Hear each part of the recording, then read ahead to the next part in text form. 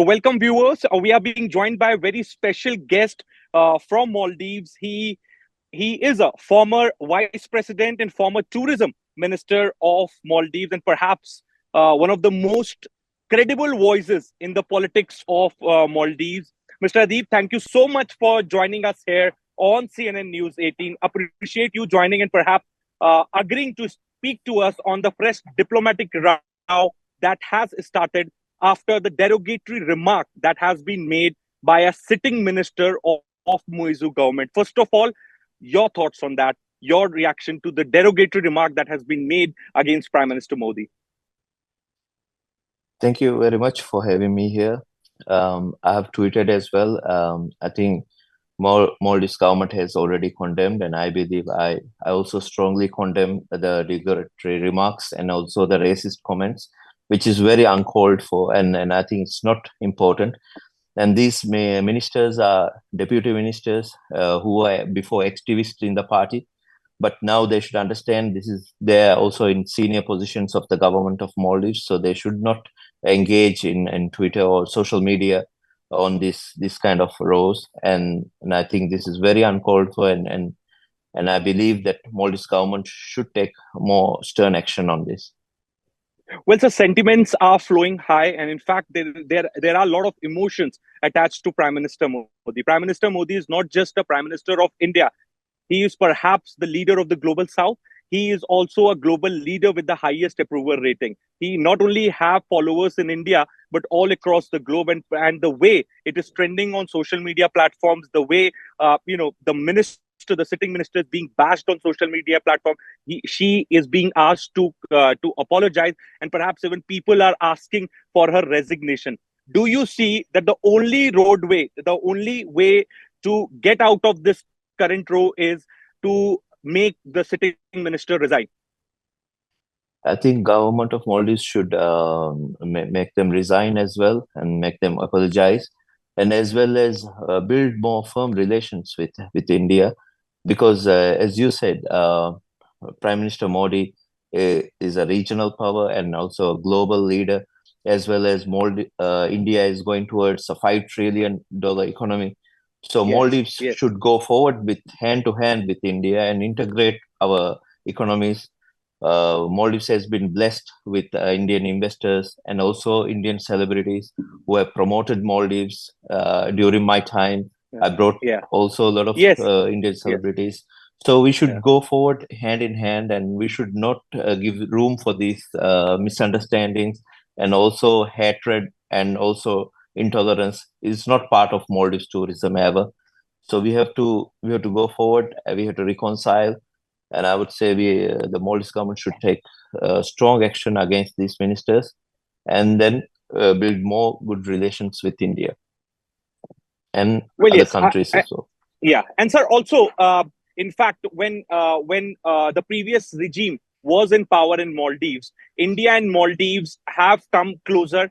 There was a good coordination, good understanding between the two governments. In fact, a lot has been done to make the relations rock solid. Do you see that the government of President Muizu is perhaps, derailing the efforts, or perhaps, the roadmap which was decided when the previous government was in power, as far as relations with India is concerned? Yes, as you see, the COVID and all the difficulties, whenever Maldives had, it was India who helped us. And I would say if it wasn't for India, we would have never recovered from COVID, and also the economic impacts came with it. So, as you know, this India Out campaign started from the previous former President Yamin, so which was inherited by the President Muiz. But when you are in opposition, you can, have all sorts of campaigns. But when you are in power, you should be more responsible, because you are dealing with a nation, and Maldives economy totally depends on the tourism, and the livelihood of people depends on it. So I think it's derailing, I agree, but I think that there is a very bad way forward. Now, Maldives economy will not survive without good relations with India.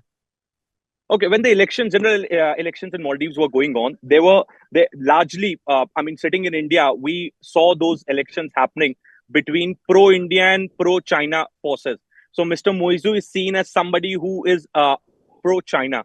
But the fact is that India is the net security provider in Indo-Pacific. India is the first responder, and India's policy has always been neighborhood first. And when such behavior, in fact, there was some tensions as far as the presence of troops in Maldives is concerned, which was being handled in a very matured manner by both the countries. There was a core group which was formed to look into the matter.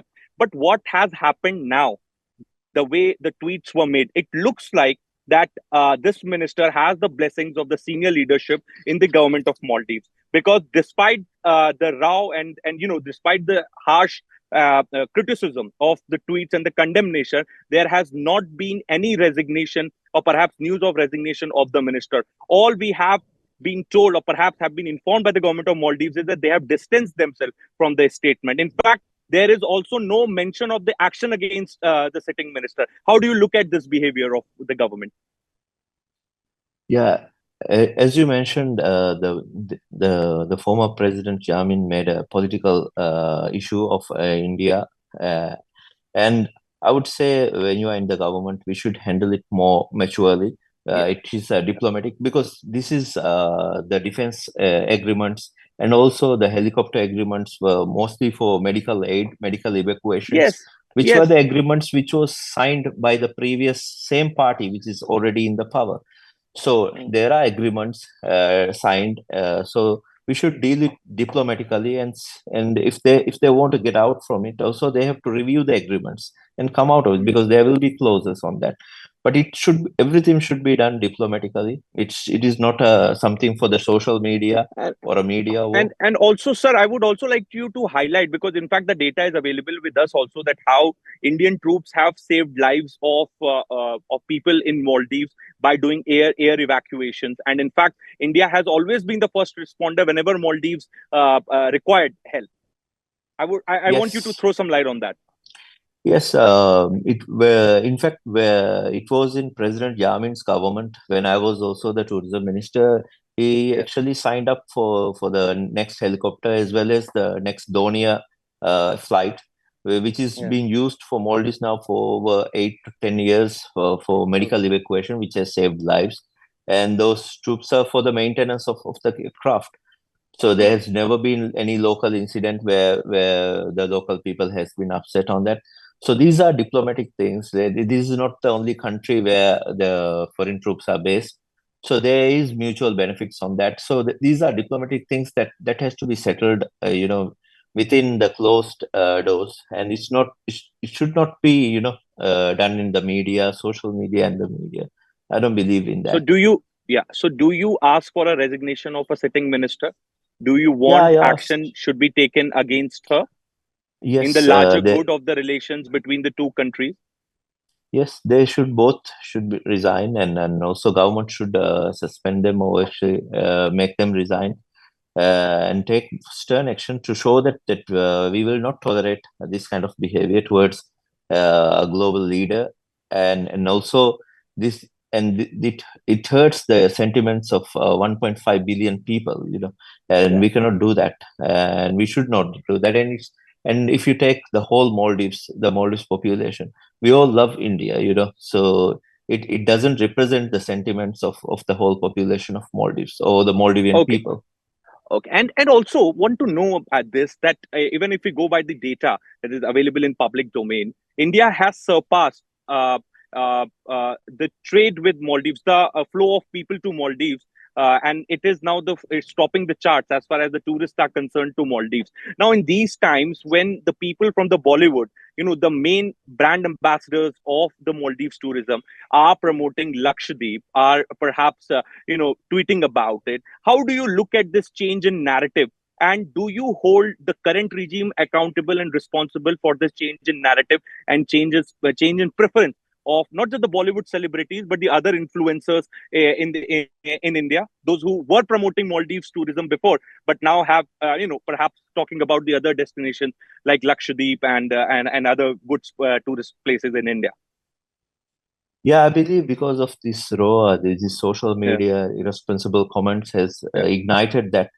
And I believe that Lakshadweep is very beautiful islands yeah, in India. yeah, And I yeah. think India is blessed with Andaman Islands, Lakshadweep, Yes, yeah. which can be developed Mm, anytime, mm, if India wants. And it can be a direct competition for Maldives as well. mm, mm, But I think having a neighboring destination which is similar to us, which will also benefit to us if we work mm, together. So, mm, so by irresponsible remarks, by igniting a country so close to us, I think it will mm, be very detrimental for Maldives. So we should focus on promoting, and we should mm, build more relationship with India.